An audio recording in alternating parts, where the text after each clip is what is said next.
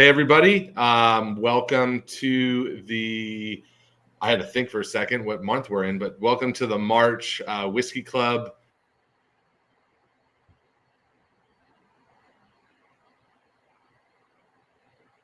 Sorry, I think I cut out there for a second. Really excited to bring you a very small hyper-local distillery out of Northern California. A big part of this club and what I love doing is introducing our members to distilleries that they love, but also distilleries that they maybe haven't had before. If you're joining us from NorCal, you may have had Mosswood before, but I think this brand is really new to a lot of our members, and I'm just really excited to feature Mosswood and talk to Therese. And we've worked together for a few years now. And Therese, you want to go ahead and introduce yourself and just tell us who you are, and then we'll talk about kind of some prizes we have to give away? Sure, yeah. I'm Therese. I'm here live in Oakland, California. We work out of Berkeley, started in San Francisco, Treasure Island, technically. And we started just sourcing and focusing on barrel aging and blending, me and my partner Jake. And we're inspired by kind of the time capsule that the barrel is, and everything that it can provide. Our first release was apple brandy barrel aged whiskey, and then now we have three main ones, one of which is at Eureka, the sour ale barrel aged whiskey, and then an espresso barrel aged whiskey. So those are our main ones. And then we definitely look forward to things like this, like the Whiskey Club, where we can kind of get creative. As far as my background, I started in the art world and learned how to distill in actually a sculpture class. And we built our own stills and distilled corn whiskey. And that's right around the time I met Jake, and he had just got a still and didn't know what he was doing. So one thing led to another, and now we're here. Not technically distilling. That was our original plan, but kind of got lured into barrel aging and focusing on that. So now we work at Berkeley. What's that? That I already learned something new. Yeah. Sorry, go ahead. No, go ahead. I was saying, before we get into all that stuff, I do just want to go over a couple housekeeping things that we do at the top of our calls. So remember that this is live, so we're live on Facebook and YouTube and wherever you may be watching us. So if you go ahead and comment your question in the comment section, that's where we're going to see your question and how you'll get it asked and answered. So just remember, if you're under account that doesn't have a Whiskey Club, the name of, like, say you're under, I don't know, your husband's account and he's not part of the Whiskey Club, and just make sure the name that what you're under is associated with your questions, because as always, we only ask questions from Whiskey Club members. And then we do have two prizes to give away tonight, as always. Therese has been kind enough to provide two great bottles of whiskey to give away. So, Therese, you want to tell us about those bottles?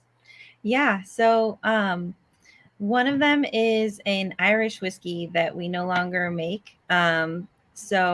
And it was always kind of one of the sought after ones. So it was started at 3-year-old Irish whiskey distilled in Cooley and brought over to our place and aged in an Amontillado sherry cask. And those were discontinued mostly because the Irish government contacted us and said, you can't make an Irish whiskey in America.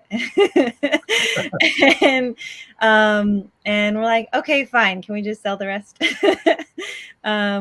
But anyway, I miss making that one, but that one's really good. Really nice pairing between the Irish and the sherry. The sherry gives it kind of a nice nutty quality. It's like a medium sweetness sherry Amontillado, so it's not like overloaded with sweetness because the Irish already has kind of a nice sweetness to itself.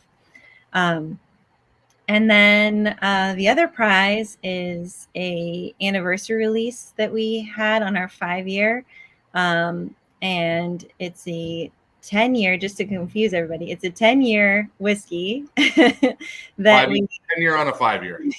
yeah, that we aged in a Nocino barrel, so walnut liqueur barrel. That we're making a walnut liqueur in house, and we'll soon release that. But in the meantime, we barrel age it and sometimes transfer it. And so we took that opportunity to age a whiskey in that walnut liqueur barrel. So Cool. that one's really rich and delicious.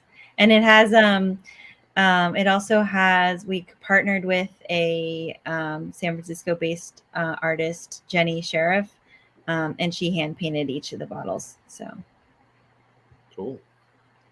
Well, as always, some great whiskeys to give away. I don't even get these whiskeys, so we're hoping that we find good homes for them tonight.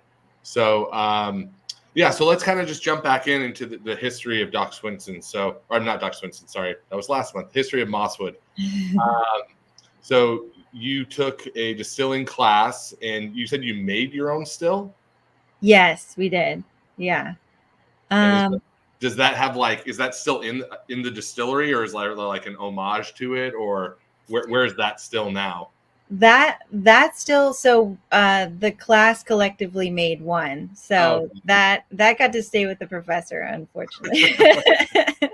He was like, haha, yes, I get my own still out of this class. That's awesome.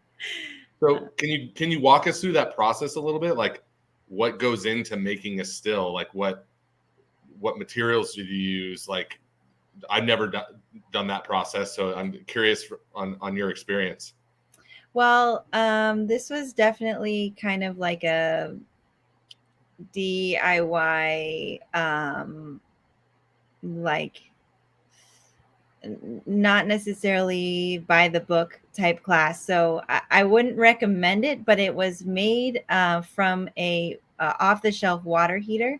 So you can take a water heater off the shelf and then toggle the heating element that turns it off if it gets too hot, and then put a column on top and basically plug it in and make moonshine.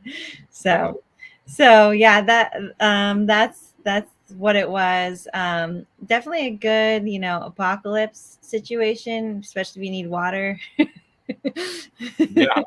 Yeah. So, but yeah. And then what? Obviously, you've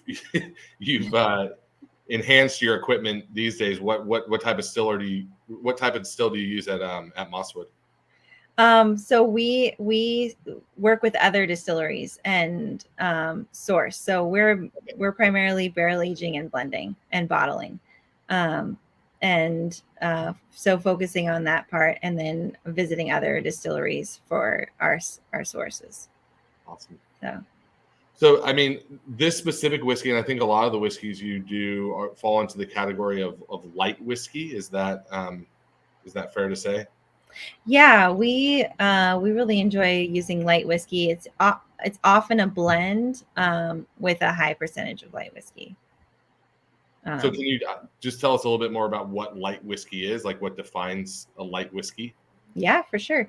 So I kind of like to talk about the background of light whiskey before I talk about like what it is. And so it kind of was started back, I believe, in the 60s when Scotch was getting popular in the States and kind of overtaking the whiskey market in the States. And the Scotch whiskey could be distilled at a higher proof and barreled at a higher proof legally than the whiskeys in the US. And so it kind of filled a niche there where you can distill whiskey at a higher proof and then barrel age it at a higher proof. And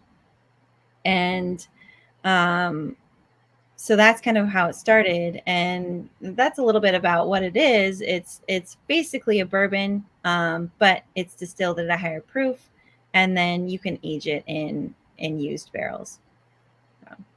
Awesome. So this particular whiskey that we have, it's a blend of light whiskey, bourbon, and then I got a cheat here, and then American whiskey, right? Yeah. So when you're doing blends, like how do you come up with the ratios? Like, what's the process of blending at Mosswood? Is it you're fine? You make the decision? Is there a panel, or how does it work? It's usually me and Jake. And so sometimes it's tricky because we need a third person to break the tie. But no, usually Volunteer. yes, anytime. But yeah, so usually we have a general sense going into it, kind of what our goal is. For this, we wanted to make like a richer whiskey than our typical whiskey that we have. And so our typical whiskey is usually light whiskey and bourbon, and the light whiskey gives it kind of like a nice butterscotch feeling, and then the bourbon gives it a little bit like of the toffee and the fruit. And then we've aged a lot in wine barrels, and we had this nice like old bourbon aged in a wine barrel. And it's just like kind of getting components together that I like to talk about the bell curve of taste. So you like put it in your mouth, and does it gently rise up and like trickle on the top and then gently fall down. There's no kind of like slide fast down in your mouth, like you get the full journey in your mouth, right, as opposed to kind of like bumping all around and whatnot. And so, yeah, just kind of working with like an idea, a basic idea, and then like adding little tweaks here and there is our process, I guess. I hope that's a detailed enough. Yeah, of course. I'm always just curious on how it works. Hopefully you and Jake haven't gotten into any big fights over decisions. No, what usually happens is I have like for better or for worse, like a really sensitive smell and taste. And so I'm like on one like very strict side of the spectrum, and he like kind of boils me down and is like, no, this is like a little more mainstream here, Trees. I don't know. Are there any like flavors that you're just like it's like non-negotiable for you, or it's like you're not a fan of, or and then vice versa? Like, is there something that you really do look for, or is it kind of just depending on what you're making? I think it just depends on what we're making, because I would taste or try anything. I just want it to be balanced, I think that's a lot of it. I don't want it to be too sweet. I don't want it to be too dry. I don't want it to be, like just, yeah. No, for sure. So I'm curious. So you took the class. Where was the class that you took for distilling? It was in San Francisco. It was, it was a private class that had about 10 people, and it was like a professor of mine from college. So what led you to the distilling world? Like what sparked that curiosity or passion for you to like want to go take that class and then want to open up a distillery? Like what did that path look like? I think a lot of it was I've always, even though I was in the art world, I like the science of making things too. Like I wanted to I wanted to like calculate it. And so I got into like bioorganic like art kind of, and then I took the distilling class, and when I met Jake right around the same time, and that kind of like snowballed. It was a snowball effect from there on, because he came from like the retail side, and he was in the retail side for probably like 6 or 8 years before we started this. And it was like high end liquor retail. So, and he would, the breadth of his knowledge of what's been released, the history of whiskey and all of that, he was just like kind of laying it down on me, and it just kind of intrigued me because uh I just thought like whiskey's whiskey before this all happened, and we all know that's not the case. Like, it's so broad. And I just wanted to get in on that. Cool. So you guys have been in business now for a little over 10 years. What I guess I'm curious, we just celebrated International Women's Day a few weeks ago, and at Eureka, and we ran a contest, and a lot of our female bartenders submitted recipes for a cocktail feature, and we chose one of them. And anyways, what I'm getting at, in the 10 years that you have been in the distilling industry, like what do you think has changed from a woman's perspective of women in the industry? I think that there's more of us, so that's awesome. I think that just that alone has given some more space for women. I think that it's so interesting. It's an interesting question because there's not like it doesn't feel as linear, because the pandemic kind of like made things weird, and then now we're all like kind of back. That's my favorite line ever about the pandemic. The pandemic kind of made things weird. True. It definitely did. And so it's hard to tell now, like where things have shaken out, like what affected us at this point. But I think that just the fact that there's more of us is a really positive thing. So more women in distilling. It's been a little bit touch and go. Sometimes Jake would just have to call up somebody and order something because they didn't believe that I want that I wanted it. Really? So and a lot of that is changing, but because there's more of us, that's I think why it's changing. So from your perspective, how can what would you like to see change, or how can the whiskey industry be more inclusive? I think we're doing a good job so far. I think just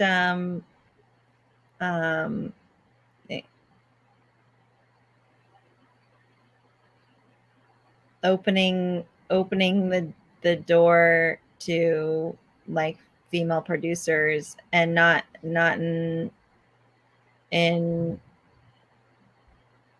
any different way toward the old big guns. I think a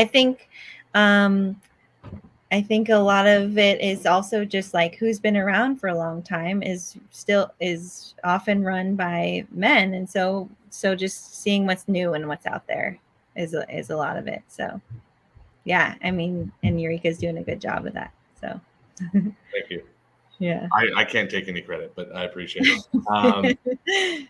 So yeah, I want to talk a little bit more about the finishing aspect and the aging aspect. So how this whiskey's 2 years old. Are you obviously you have the 10-year-old whiskey? Like, what's your philosophy when it comes to aging, and then also how do you select how to age? Like, because obviously this one has the whiskey we're tasting here was finished in wine casks, and also Was it finished in Amburana, or was there the Amburana in the liquid? So let me There's like 5 questions back for a second. Yeah, because the whiskey was labeled 2 to 8, no, aged at least 2 years, and ranging from 2 to 8 years, right? So it actually doesn't have any 2-year-old in it, to be honest. Cool. I just did that in order to get my label through in the time, and by the time we finalized our blend, the label was already printed. So so just to back me up legally, that's how I labeled it. But the youngest What would you say whiskey the youngest is? I think is 6 years. 6 years. Okay, great. Yeah. So and then yeah, so a little bit about the process. So we aged the bourbon in wine barrels that we used in this. And then we aged the American whiskey in Amburana. We seasoned an ex-bourbon barrel with Amburana. So basically we made an Amburana tincture essentially, and then seasoned the barrel with it, and then removed that, and then aged the whiskey in. Oh, right. Yeah. What is it? I'm assuming red wine. Is there a specific varietal or? Yeah, it's a red wine. There's not a specific varietal. The winery didn't disclose that, but we always get like Napa red usually. We like drive our car up and pick up barrels, and because we're so close to wine country, so. Let's have a big car. Well, we can get 2 barrels at a time, and but sometimes we rent a truck, and yeah. So the Amburana was interesting too. This is kind of our first whiskey we've released with Amburana. We're kind of inspired by breweries that are super into it. We work with breweries for the sour barrel. We worked with like Rare Barrel, and we work with Drake's and stuff like that. And so I think that's kind of what tipped us off on that. So I can't remember. Did I ask you about Amburana, or was that? No. It just happened that so you're into it then. Oh, I like it. Yeah. I discovered it. I actually had an Amburana aged Reposado tequila a few weeks ago that I really enjoyed. But for those that don't know, can you tell us a little bit like what is Amburana, like what flavors it has, like why you chose to use it for this blend? Yeah. It's a Brazilian wood that's usually for Kinshasa making. Like that's its background is Kinshasa, which is from Brazil, and it's like kind of like the rum of Brazil. It's like the rum of Brazil, yeah. But it's not just sugar cane, right? It's also corn, I think. So that's kind of a cool. Sounds right. Yeah, so it's like a cool twist on their rum, and it usually it adds like really deep like cola flavors, and sometimes I get like a menthol. I don't know. What do you get? What do you get out of it? Like, well, first of all, on the nose, and everyone on this call knows I like using like fun flavor descriptors, but I get like it reminds me a bit of Palo Santo. I also get like Cinnamon Toast Crunch cereal. Yeah. There's a lot of vanilla, obviously. I'm just being from the bourbon, probably, but it's almost like it's. I want to use the word perfumey. It's very floral, but I definitely get a ton of cinnamon.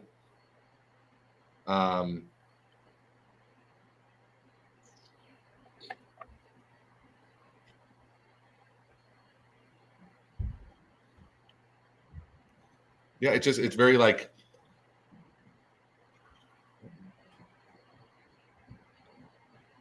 Christmassy almost. Like it just I get some like Christmas baking spices as well.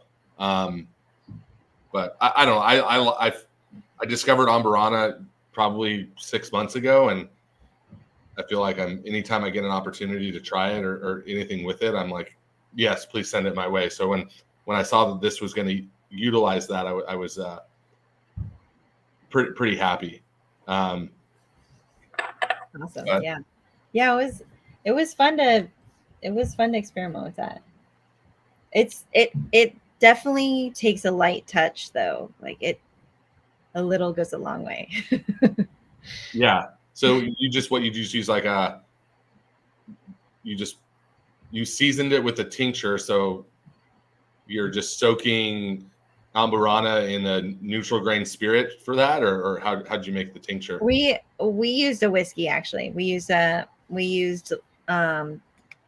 light whiskey for that, like a high proof whiskey, and then season the barrel. We like to like roll it, kind of rotate it every so often, and then take that out and age the whiskey in it. The American whiskey is like, it's basically a bourbon but aged in ex-bourbon barrels. So we And is wanted the to play with Amburana cask that's new, right? It's not like you're not buying used Amburana that had liquid in it before, or no, it's Amburana chips that we make the whiskey tincture with. but then you said it was also aged in Amburana, right? So is Yeah, that so we season an ex-bourbon barrel, like an oak barrel with that. Yeah. Got it. Okay, awesome. That makes sense. Yeah. Cool. I always like to ask this question because I think it's fun. Is there an experience that you have, and at the time it seemed like kind of the worst thing in the world, but looking back now you can kind of laugh at it, just running a distillery? Is there like a nightmare thing that like you can now tell that story and it's like a badge of honor, or something that you can laugh about now, but in the time, it just was like, this is the worst thing in the world? About specifically running a distillery, or about just anything that happened? No, I mean, yeah, well, yeah, about yeah. Mosswood, yeah. Yeah. Okay, so one thing comes to mind for sure, where we were. I don't know if have I told you the story of the sour barrel? I don't know if I have, but now that go ahead, because it's I think maybe, but refresh my memory. Okay, yeah, because that's what's coming to mind is the story of the sour beer barrel inception. So we knew we wanted to do a beer barrel aged whiskey as one of our main whiskeys, because part of our focus was like finding barrels locally that from other makers, and a lot of breweries age beer in barrels, and so we just wanted to make sure we knew what kind of beer we wanted before we went into it, which beer would marry our whiskey the best. So originally going into this, we're like, okay, we want something rich, we want like a stout, we want like something that gives it kind of like even more like syrup. I don't know. I'm not going to say any more about that specifically, but so we tried I think a dark stout. I can't remember exactly the beer it was, but we didn't like it. It was like, basically, I mean, somebody might like it, but it wasn't right for us. It was basically like really coconut. It was just like all you got was coconut. And so we went back to the drawing board. We're like, okay, let's try like a something on the opposite spectrum. So we tried like a red ale, I think. And one thing led to another, and we forgot about the barrel. We forgot about our experiment, our experimental barrel. And once we got back to it, it had soured. And the bung shot way out when we took it off, and it had naturally soured. And so we put our nose in it, and we're like, huh, this smells like good. And so we tried it, and what we thought was like a because like that sort of like R&D takes so long, and you just want to get your product done and get it get it out. You want to like get it in motion. And so like finding the barrel was soured, and like it wasn't going to be right. It was like so disheartening. But then we tried it, and we thought it was really good. We thought we liked like the pineapple it added, and like there was like citrus notes, and it was like really kind of creamy in this interesting way that we didn't expect. Anyway, so what we thought was like a total failure ended up being like our product. So And now you're for the sour barrel blend, you guys are partnering with Drake's on that, right? yeah. Drake's makes a really nice like golden sour that kind of works as their base for all of their sours. And they're not known for their sours, but it's getting to be bigger. Like, it's kind of a small barrel program that they have there, but it's getting to be bigger. And it's Travis, who runs it there, is like super creative, super on it. So it's been fun working with them.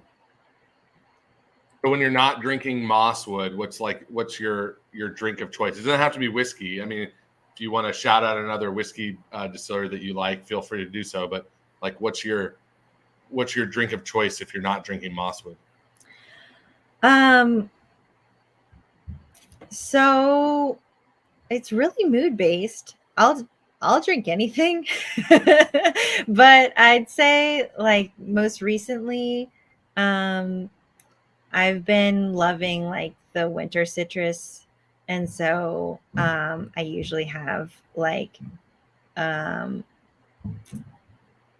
just learning that a daiquiri is just like a margarita, but with rum. And like, come on, it's like it's so good and refreshing. So yeah, that's what I've been doing. Rum of choice.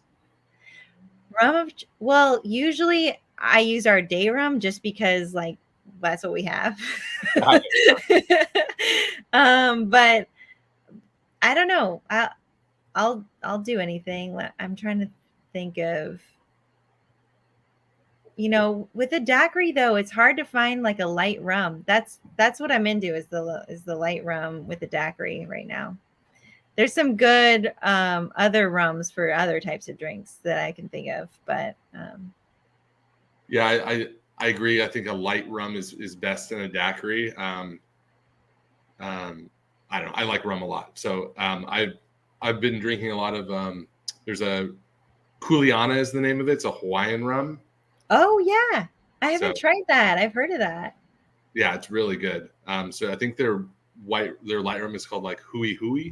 I'm probably not pronouncing that correctly. But anyways, this is Whiskey Club, not Rum Club. So, so I did. I always like to. Sorry to catch you off guard here, but if you were, and then we're going to dive into questions from the audience here pretty quickly. But well, first, right? Sorry, you cut out there. Cut out. So I'll have one last question for you, and I'll let you think about it while I pour myself another dram here. Okay. Go ahead and think about it, but I'm asking the question now, and then I'm going to talk about the whiskey.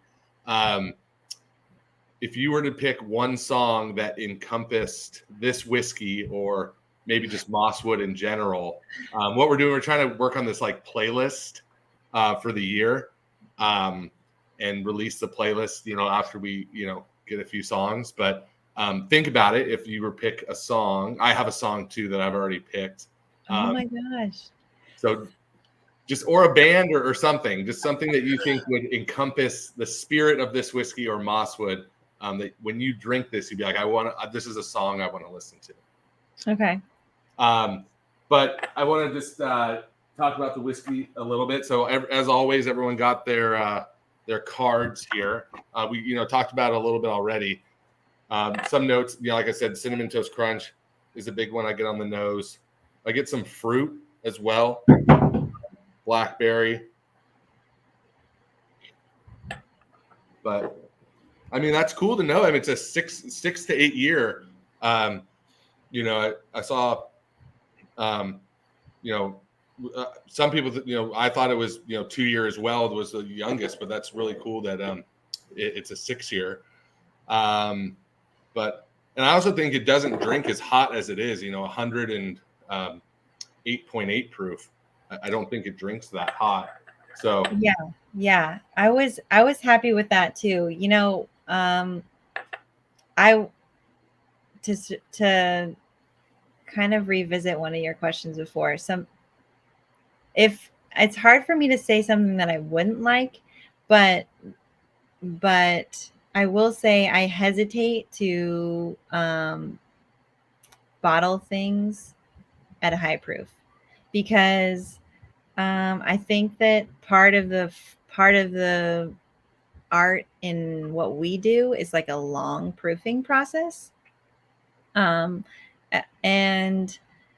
I think it adds like a nice round mouthfeel. I think we still get it in this, which is really cool and really, I don't know. It's great at that high proof, but like, I don't know. I like a little more water and I like it really slowly added. That's what I'd say. I'm going to put my bandana to use here because it's I'm out in my sunroom and it's like the first sunny day in Southern California that we've had in quite some time. Oh, so, nice. The Mosswood handkerchief came in handy there. Talk to us a little bit about the hat. Do you guys have a big biking community at Mosswood? Yeah, we bike to work. We bike a lot of our deliveries. We work with Bicycle Coffee for our espresso barrel. And I don't know, it's just pretty bikeable in the East Bay. So, and we always want more hats, but like nobody does a bike hat, so we thought that'd be fun. No, I think it's cool. Now, someone that works internally for us is a big biker, and I was trying to look it up on my phone. There's a technical name for this type of hat. Is that correct? Oh God, I don't know. I thought it was just a bike hat. Tell me what it really is. Oh, now I gotta look it up. Sorry, everyone. We always wear them under our helmet. It makes the helmet wearing like even more comfortable. I mean, helmets are optional, but and then it also like if you have the amount of hair that I have, it helps the helmet not snag the hair, I've noticed, which is another nice perk. Well, I can't seem to find it, but anyways, bike hat's good enough for me. I think that's good. All right, great.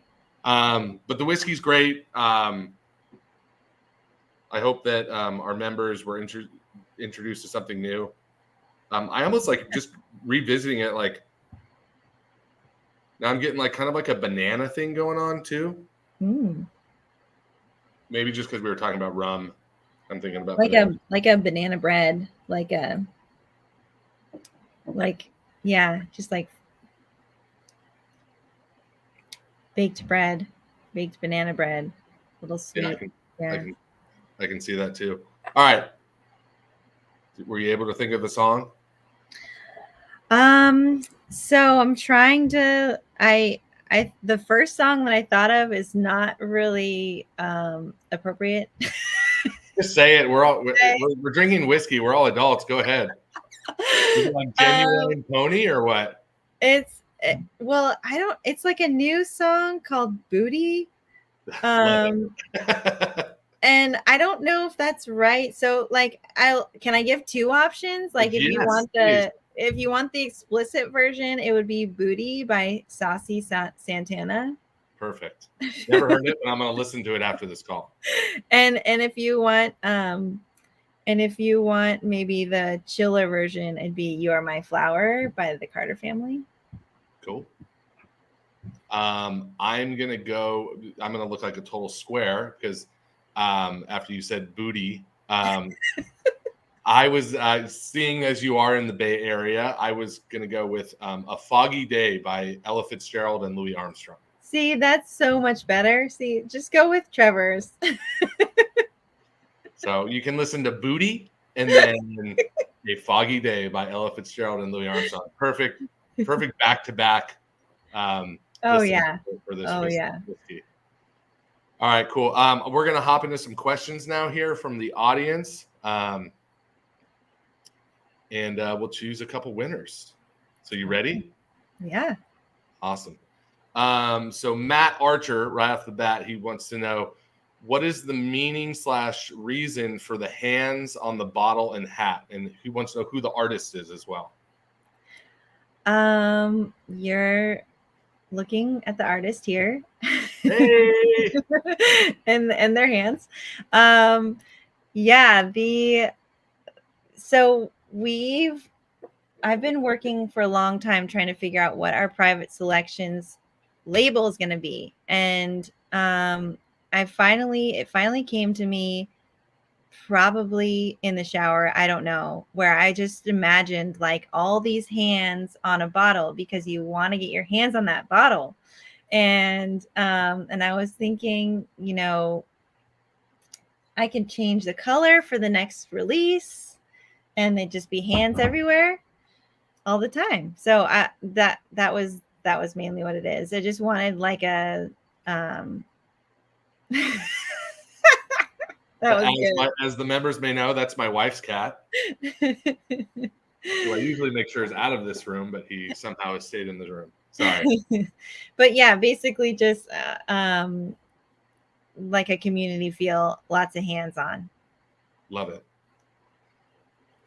Let's see here. And I apologize again, as I say, if I mispronounce your name, please don't send me any emails. Sharif Gergui, I'm going to say that. Why not keep producing that Irish under a different title? So, produce the Irish whiskey, but call it something different. Great question. We could have. I think it was frustrating to us that we couldn't mention that it was Irish whiskey on the front because that felt like the most right to us. And if we couldn't do that, then we just work with more local stuff. So I think that's part of it, is that we just the branding of it wasn't right to us for some reason. Once they changed their laws and told us that to stop making it. Yeah, the branding wasn't right for us. So. All right. Well, someone's going to get a bottle that it's not going to be made again. Yeah. Hopefully it's that person because the Irish whiskey. Brendan Franco asks, are there specific qualities you look for in whiskeys, either for blending at any age or to assign specific barrel finishes to? Any combinations of whiskey and finishes you'd like to try that you haven't? That I'm gonna opt for the shorter answer on that because we could talk about that for a while, I feel like. But as far as like the different elements in whiskey that we look for, first we just want it to be good on its own. So that's our first goal. We want a good whiskey to start, and then um, maybe it's good, but as we were talking about before, maybe the bell curve isn't complete. Maybe it gets up here and it has a nice top, but it doesn't like play at the top, and then it has a nice finish. So it's missing kind of some play at the top. Then we just we look for something that can be its solid middle. I don't know, like, I guess it's hard to really speak to like what we're looking for, unless I bring up like cocktailing, perhaps. Like, we're inspired a lot by cocktailing and like pairing flavors and like cooking and pairing flavors and cooking, and you just try and find your balance. And so, if it's too sweet, you want something kind of salty.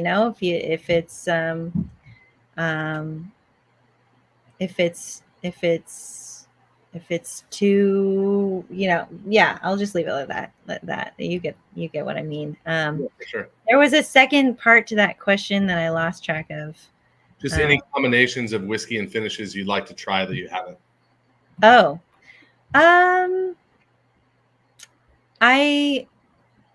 I think that there probably are, but I don't know if I want to tell you. What? Because it's weird, or because you don't want to like reveal any secrets? I don't want to reveal any secrets. I will say, I really do like the sherry pairing, and so I want to bring that back, but Jake is like, no, that was for the Irish. So yeah, we'll see about that. All right. Well, stay tuned. Yeah.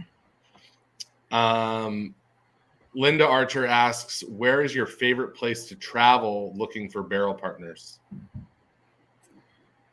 That's a good question.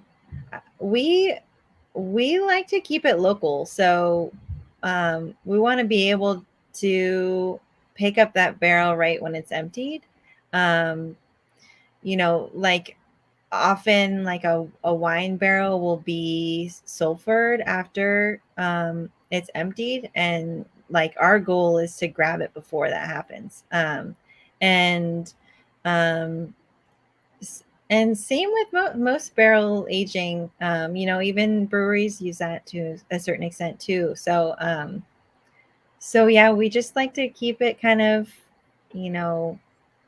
Northern California mostly. Sometimes we've done some central coast. That was fun too. We picked up a really nice what is that wine called? I'm blanking on what it's called, but it's essentially like a fortified red wine, like dessert wine barrel. We did that was a really fun one. We did I think that was a private barreling of that. Was it whiskey port? aged in that. It wasn't port. That's why I can't Madeira? think of what did it? Madeira. No, Madeira. was it? What did you say? Madeira. Maybe Madeira. I Oh. don't know. It's what was that place called? They're located in Lompoc, and they also have like a bakery. A winery? Yeah. And they release like this dessert wine every season. But that was super exciting. Oh my gosh, the drive home after that, like with the wafting barrels of like this like sweet red wine. it was a nice experience. Cool. Yeah, I recently I guess I can say here, we recently picked a barrel that was aged in, I think, Gewürztraminer. Okay. So not a dessert, but sweeter wine. Yeah. It was super interesting. Nice. Cool. Let's move on. Mark Matson, what has been the most challenging experience with Mosswood that turned into the most rewarding guess you kind of answer that with the sour barrel question. I feel like, yeah, that's the one that comes up for me. Yeah, I also think like allowing us to like let go of our goal of distilling from this, you know, like our dream at first of distilling, like that was hard to let go, but it's also been really rewarding and freeing to kind of work under like such a specific umbrella. Awesome. Tim Moore says, where do you find inspiration from, both for your blends / finishes as well as the label bottle art? I'd say like what I was talking about before, like cooking or cocktailing is a lot of our finishing inspiration. Kind of seeing what's pairing well in a cocktail. Also like inspired by local makers that we might want to work with. And then the second part of that question, man. Just, I guess the inspiration we talked about, the inspiration for the label artwork. Oh yeah. I talked about that a little bit. I just wanted it to be bright too. I wanted it to be fun. Like our regular bottle labels are like simple and like I'm trying to be classy there. And then this, I just want to have fun. Like it's, yeah. I love it. The moment I saw that label, I was like, that's super fun. Yeah. And I also admire so much your commitment to, you know, supporting your community and staying local to, you know, the Bay Area and trying to kind of create this community and really lean on each other and embrace all aspects of the alcohol industry. So just personal admiration. Thanks. So Clark White says, with several women-founded / owned craft distilleries in your area, can you share some insight on your relationship with these other distilleries? How is the whiskey community in Oakland? That's a perfect segue from my statement there. So thank you, Clark. Yeah. The whiskey community in Oakland, well, the spirit, let's be like a little broader. The spirits industry in Oakland is small, but I think pretty supportive.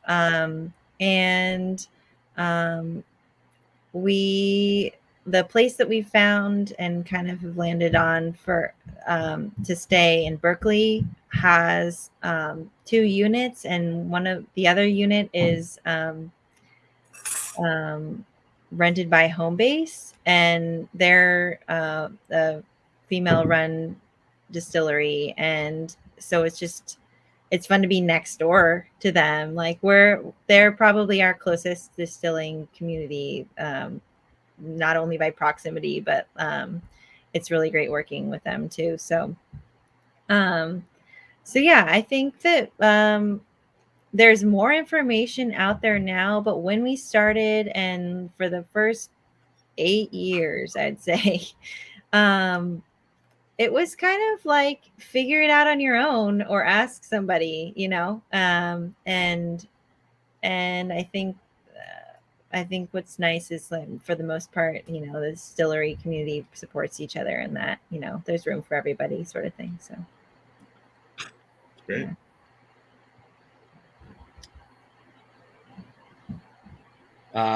Mark Horowitz just asked, did you name Mosswood Distillers after the neighborhood in Oakland? Yeah, that's right near where we live.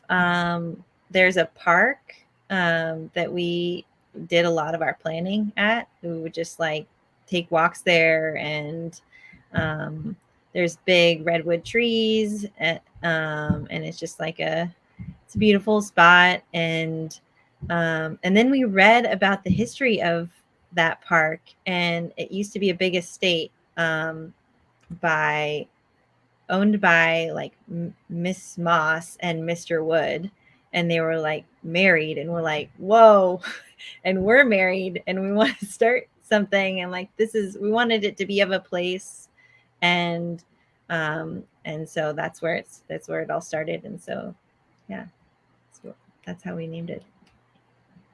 Cool.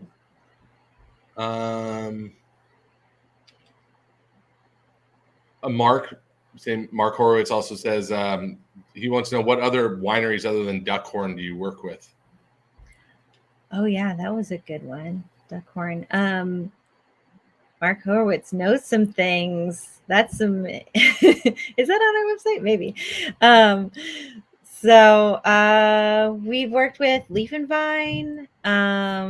We work with a distillery that is strict on disclosing, so I will not disclose their name. And then Brutico Cellars, we worked with them. And then I gotta figure out this Lompoc one. I can't believe I can't remember that right now. But anyway, we work with the fine people over at Duckhorn, so we're big fans of them. And yeah, they make really good wine.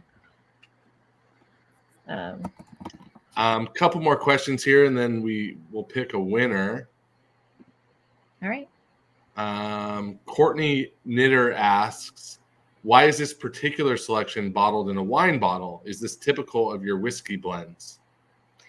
Yes, it is. We also, for whatever reason, like the slightly tapered bottle look. We wanted something that would fit in my hand that I could pour.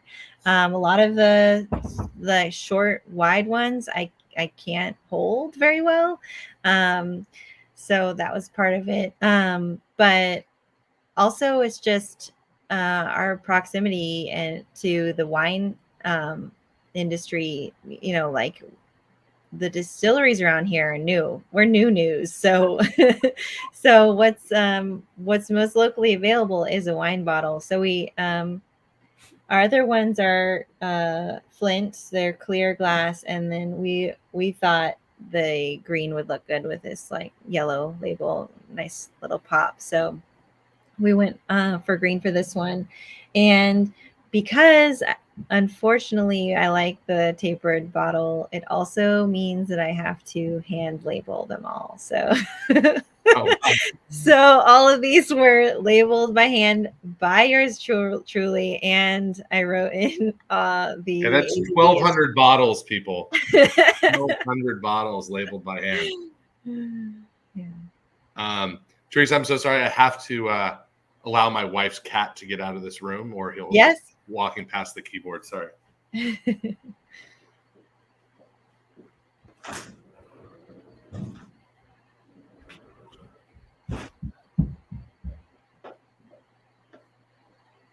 Sorry about that.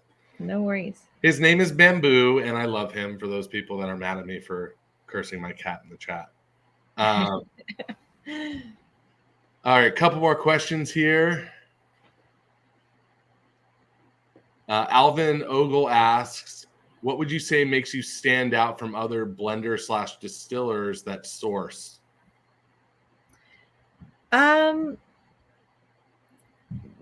Well, my personal opinion, obviously, it's my personal opinion. I think that no matter what we do, we want to put our own thumbprint on it. So we'll find a way to finish it in a cask that we think is unique and new, and also take time to proof it down. So we're pretty serious about our proofing. We like adding water super slowly.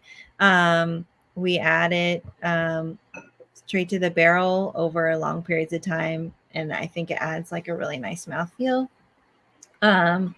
So basically just the goal of putting our own thumbprint on it with the finishing in kind of unique ways would be the main thing, though. So awesome. All right, and then one more question here.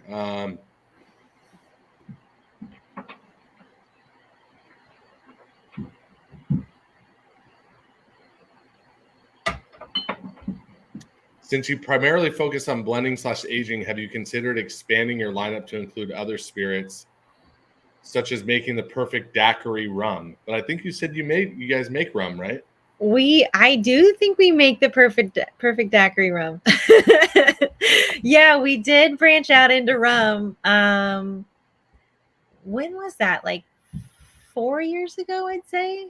Yeah, I think it was 4 years ago. We started sourcing a Florida and Puerto Rico rum, and we blend like 6 different components in to make that. So it's like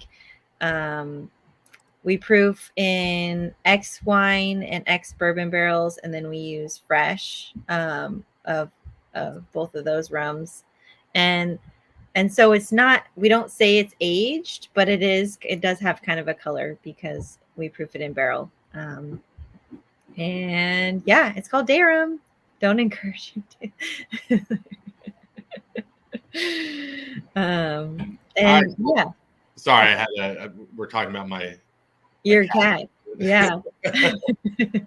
All right, so let us choose some winners here. Thank you very much, by the way, for answering those questions from our members.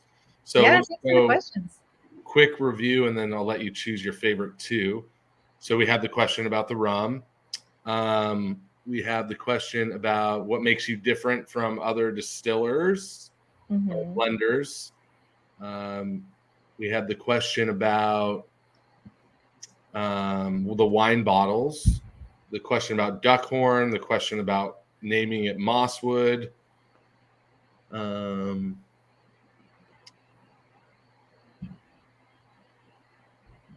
Question about insight on your relationship with other female distilleries and the whiskey community in Oakland, where you find inspiration from,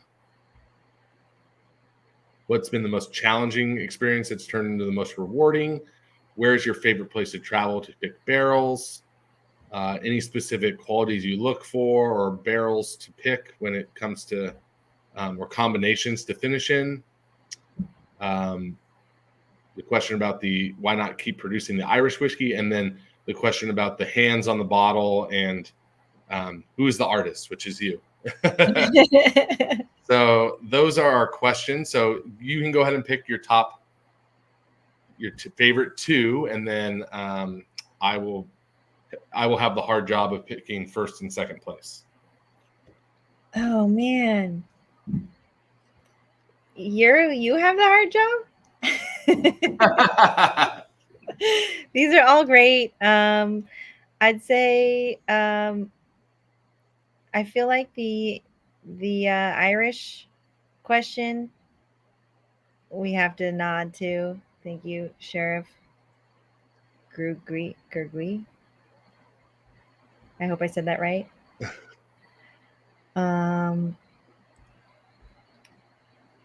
And I also think I appreciate the question about what makes us stand out from other sourcers. So,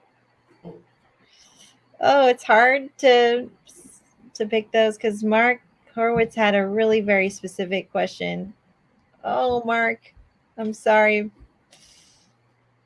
but I think that final answer, or those are 2, or did you want to change? I think that's my final answer. Okay, awesome. Well, it's only fitting that Sharif gets the Irish whiskey bottle because he asked a question about the Irish whiskey, and then Alvin Ogle was the other question, and he'll get the 5-year tenure, the 5-year anniversary 10-year-old whiskey. And we'll be reaching out to both those members to get some addresses to send the bottles to. So, but what's your favorite place to try? Oh my gosh! Okay, I have to just let it go. What is it? Well, go ahead. I like the travel question too for finding barrel partners. Already announced the winner. I know. I told you I have to let it go. Sorry. Let it go. You're giving people false hope. All right, Trace. Well, you have a wonderful evening. It was a pleasure to get to talk to you. Thank you for making the time. And thanks for having me. Everyone enjoyed the Mosswood Barrel Select. And then, I'm sorry, lastly, I didn't even talk about it. hopefully you guys like the Whiskey Troll beer that was in your boxes this month. You know, this was first time we put a beer in a bottle, and this was from a previous. These were 1792 barrels that we aged a beer in, and partnered with Smog City out of Torrance. Sorry, I just totally forgot to mention this. Ooh. This was aged for 18 months in bourbon barrels, and it's delicious. Some fun label artwork. It's called Whiskey Troll. Nice.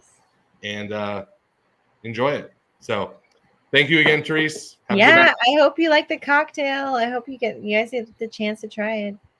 Yes, I'm sorry we didn't get to make the cocktail tonight because I could not find my Benedictine, and that's why my hair is all crazy because I was running around looking for it. But try the cocktail. Hope you guys like it. You got a recipe here, all the info about Mosswood, and support them. They're a great local distillery in the Bay Area. So thank you, everyone. All right, thanks so much, Trevor. Thank you, everyone.